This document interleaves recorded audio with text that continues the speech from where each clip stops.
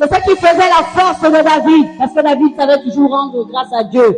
Quelles que soient les circonstances, il savait que les combats qu'il gagnait, il savait que les batailles qu'il gagnait ne provenaient pas de lui, parce qu'il avait un Dieu. Il avait l'Éternel qui délivrait et qui était toujours là. Et là, lorsque nous voyons au premier verset, il dit, l'Éternel me délivre de la main de mes ennemis et de la main de Saül.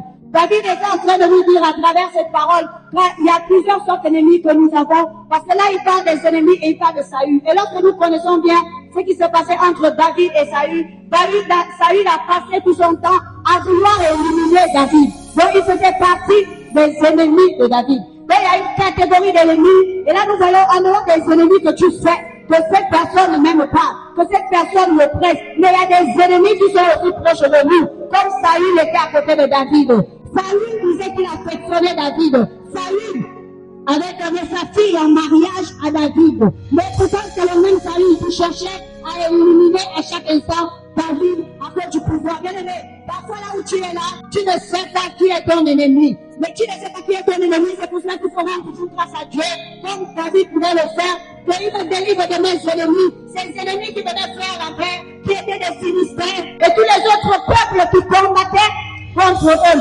Vous voyez bien que David connaissait que ça là, ce sont les ennemis. L'ennemi qui est proche de toi, l'ennemi qui mange avec toi, l'ennemi qui rit avec toi, c'est l'ennemi qui est très dangereux. Et cet ennemi-là, c'était Saül. Amen. Au-delà de tout ce que David pouvait faire à Saül, malgré que David l'affectionnait, David l'aimait beaucoup, mais Saül ne cherchait qu'une seule chose, à éliminer David.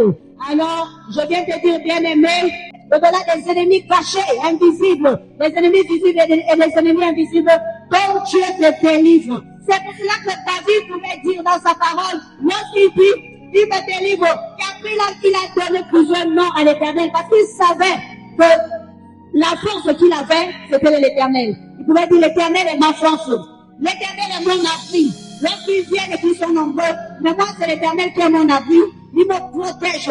Il pouvait appeler l'Éternel sa forteresse. Pendant que d'autres ont des forteresses sataniques sur qui ils peuvent compter, mais David ne pouvait compter que sur la forteresse qui est le Tout-Puissant, l'Éternel Dieu Tout-Puissant. Il disait, c'est ma haute retraite, c'est-à-dire là où il part se réfugier en hauteur. Et quels que soient les ennemis qui venaient, David le voyait comme les tout petits, parce que c'était pas lui, parce que c'est Dieu qui permettait cela.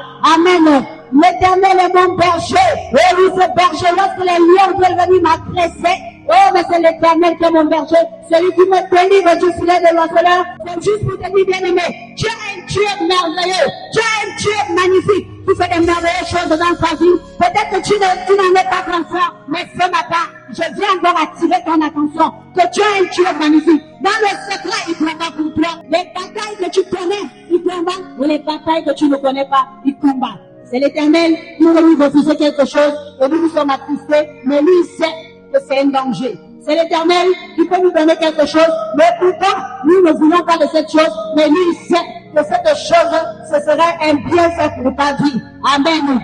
Parce qu'il connaît tout. Est-ce que tu peux acclamer ce Dieu?